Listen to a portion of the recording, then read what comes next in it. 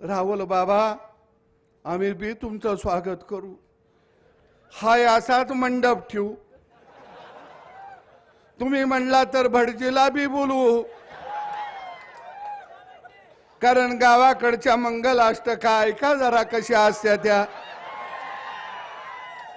पवार साहेब लय हुशार आहे. त्याच्या लक्षात आलंय की आपण हरायला का लागलो.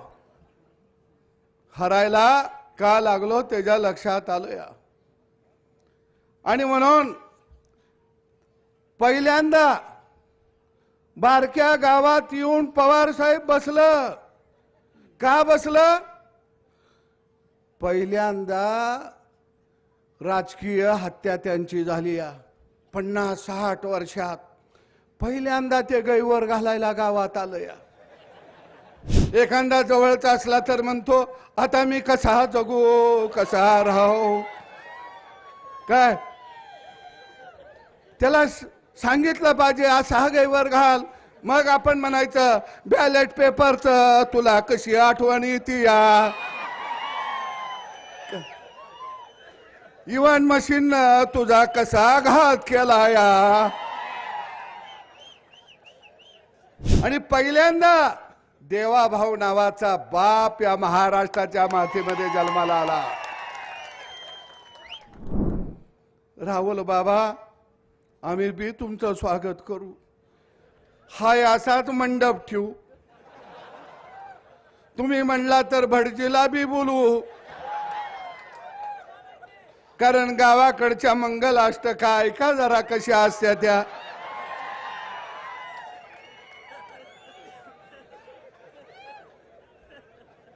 पण त्याचं एक स्वप्न आहे राहुल बाबाचं. मेरी शादी कब होगी जब मैं पंतप्रधान बनने के बाद होगी. मरकडवाडी गाव हुशार आहे.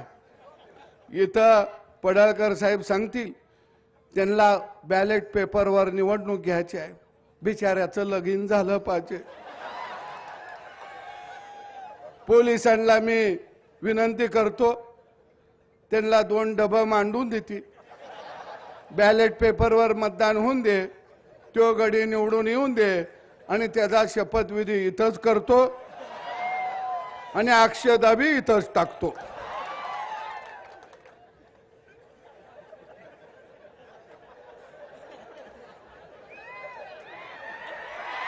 पण पवार साहेब लय हुशार आहे.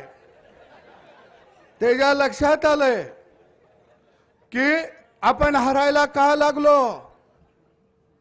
हरायला का लागलो त्याच्या लक्षात आलं या. आणि म्हणून पहिल्यांदा बारक्या गावात येऊन पवार साहेब बसलं. का बसलं. पहिल्यांदा राजकीय हत्या त्यांची झाली या 50-60 वर्षात. पहिल्यांदा ते गैवर घालायला गावात आलं या. पण त्याला कसं गैवर घालायचं आपण सांगितलं पाहिजे. आपल्या गावगाड्यात असतो का नाही गैवर. आता तुला कोण आहे का ग.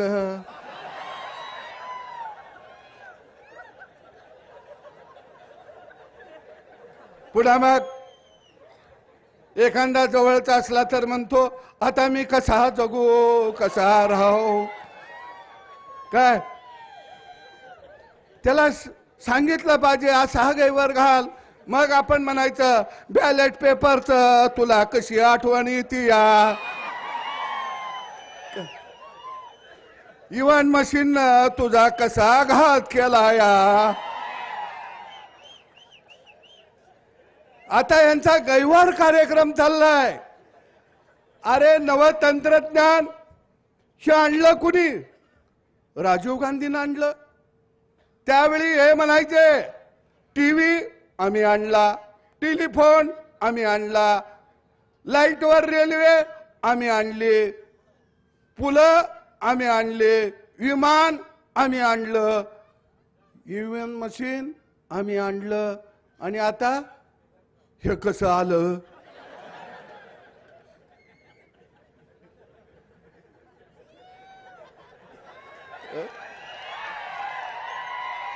हे ईव्हीएम मशीन कसं आलं? गोपीचंद पडळकर निवडून आलं. आता हे असं चाललंय काय? तुम्हाला ह्यांना बॅलेट पेपर का पाहिजे माहिती आहे का? बॅलेट पेपरवर मतदान झालं, पोलिंग बूथवर टप्पी हीच मारती ती. तुम्ही म्हणणार कस काय? माझ्याकडे ही चितार येत आहे. राजेश खन्ना मतदान करतोया आणि त्याला सपोर्ट कोण करतंय? राजीव गांधी आणि सोनिया गांधी. आता या मशीनला सपोर्ट करायला येत नाही, बरोबर आहे? खटक्यावर बॉट, जाग्यावर पलटी. आणि बॅलेट पेपरवर मतदान झालं की काय होतं? 2-4 मतांना हरायला लागलं की मग 2-4 बॅलेट पेपर तोंडात घालायला येते, ती गिळायला येते ती. आता एवढं मोठं मशीन गिळायचं कसं?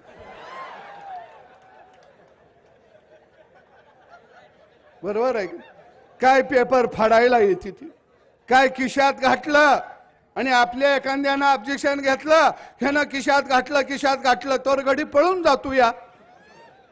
म्हणून यांना बॅलेट पेपरवर पाहिजे आहे, दुसरं कारण काही नाही. आणि पवार साहेबांना झोप लागना. 60-70 वर्ष सत्ता भोगली, माणूस शांततेनं झोपला पाहिजे हो का नाही? इथं आता आमचं काका बसले, दाढी पिकली या. पिकले का नाही? तुम्ही काय म्हणता? प्रपंच लेकरांचा. आता मी निवांत, पण ही गडी म्हणताय का?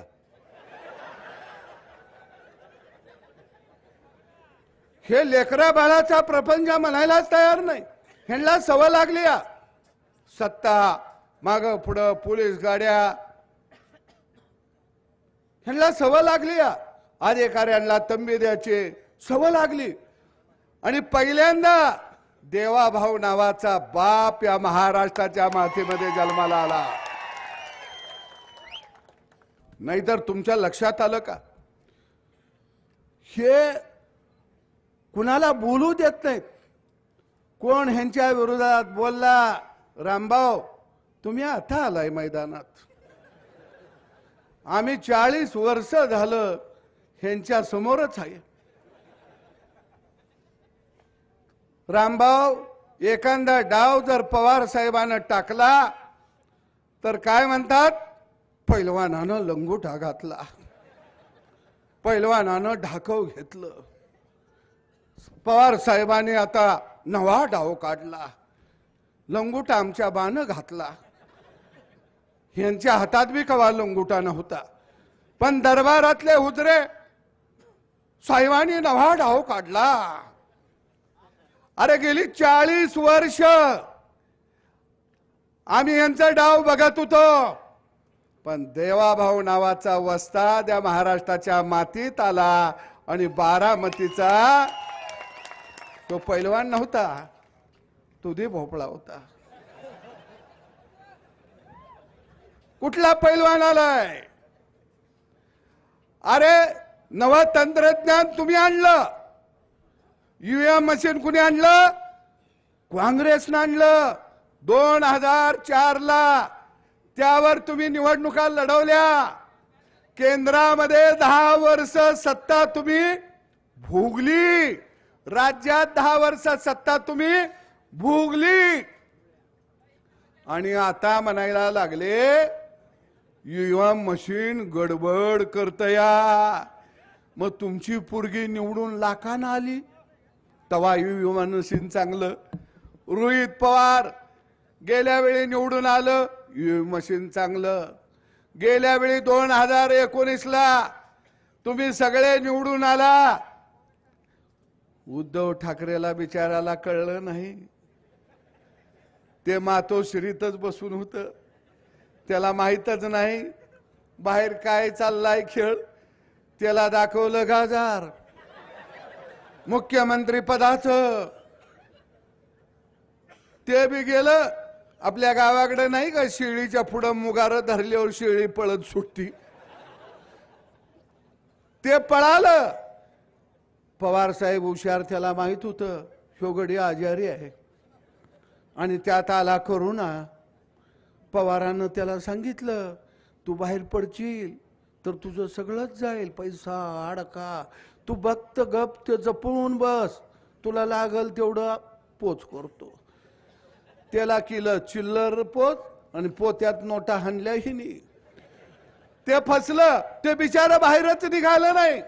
मग उद्धव ठाकरे कशावर निवडून आलं तर त्याचं गडी ईएम वर ते चाललं, काँग्रेसचं ईएमचं गडी चाललं, सरकार बनवलं ते चाललं, लोकसभेला तुम्ही निवडून आला ते चाललं.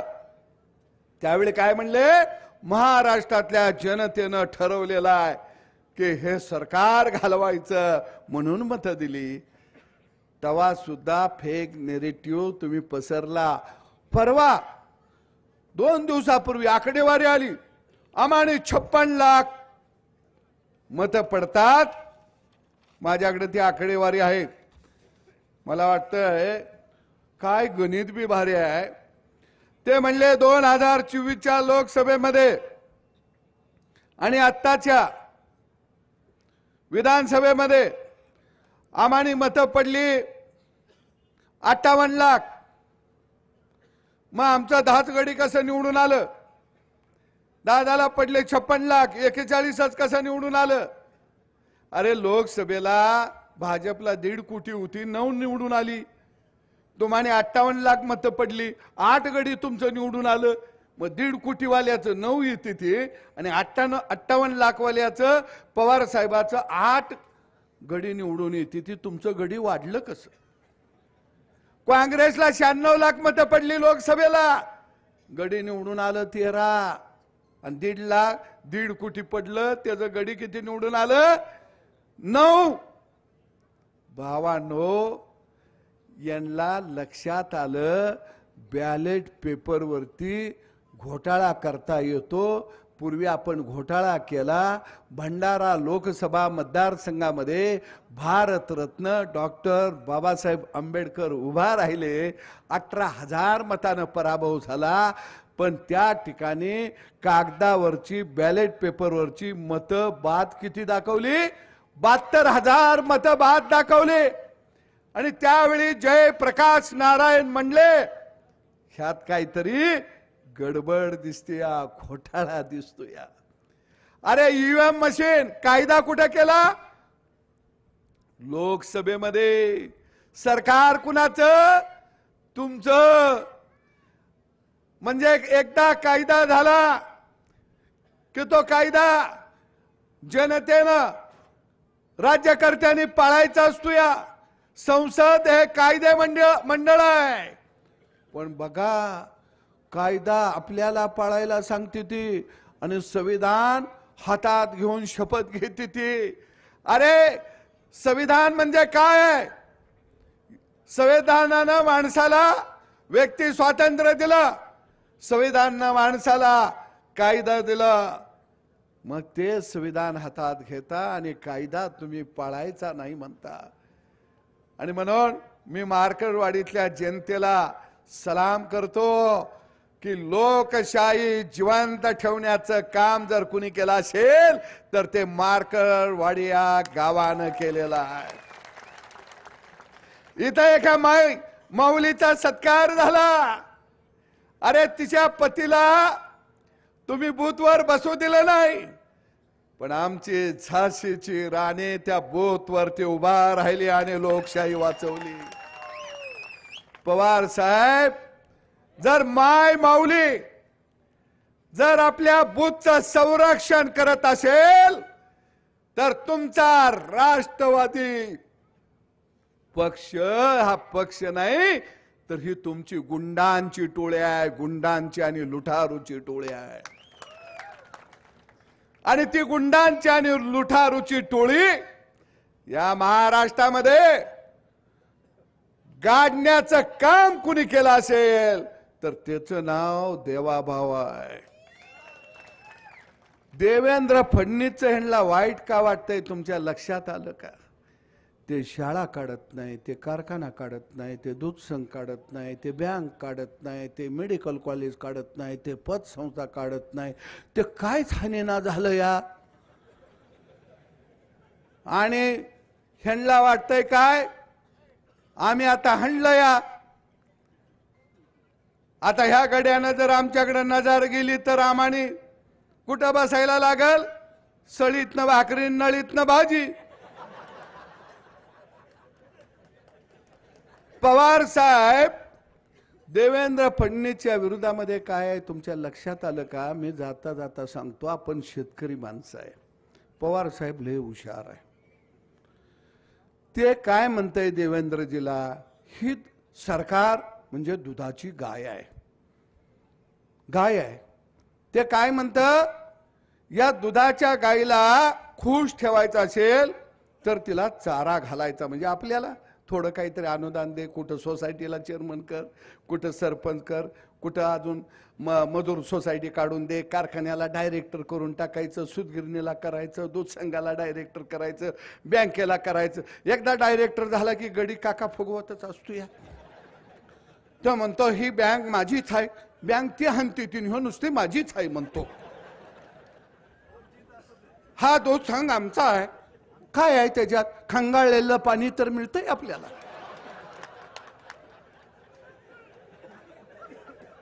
मग ते पवार साहेब म्हणतात ह्या गाईला नुसतं असा मुगारा द्यायचं आणि तिचं दूध आपण बसून काढायचं, आणि दूध काढलं की वासराला किती द्यायचं? मी मगाशी म्हणलो तसं त्याला अर्ध थान प्याला द्यायचं. 3.5 थानातलं दूध आपणच हाणायचं. देवेंद्रजी म्हणलं ही गाय ज्या मालकाची आहे, जो मालक तिला चारा घालतो या, हे दूध मी त्यालाच वाटणार. पवार म्हणलं हे दूध जर मालकाला वाटणार असतील तर आम्ही गाय पशी ठेंगडं घेऊन बसणार, तुला कास जवळ येऊच देणार नाही. मग सुकल काष्ट, मग ह्याचं एकदा आंदोलन काढायचं, त्याचं एकदा आंदोलन काढायचं, त्या जातीला वर करायचं, ह्या जातीला वर करायचं. मग म्हणायचं ह्याच्यावर निर्णय झाला पाहिजे, अमक्याला हे मिळालं पाहिजे. मग 60 वर्ष तुम्ही काय करत होता? पीठ मागत होता गावागावात.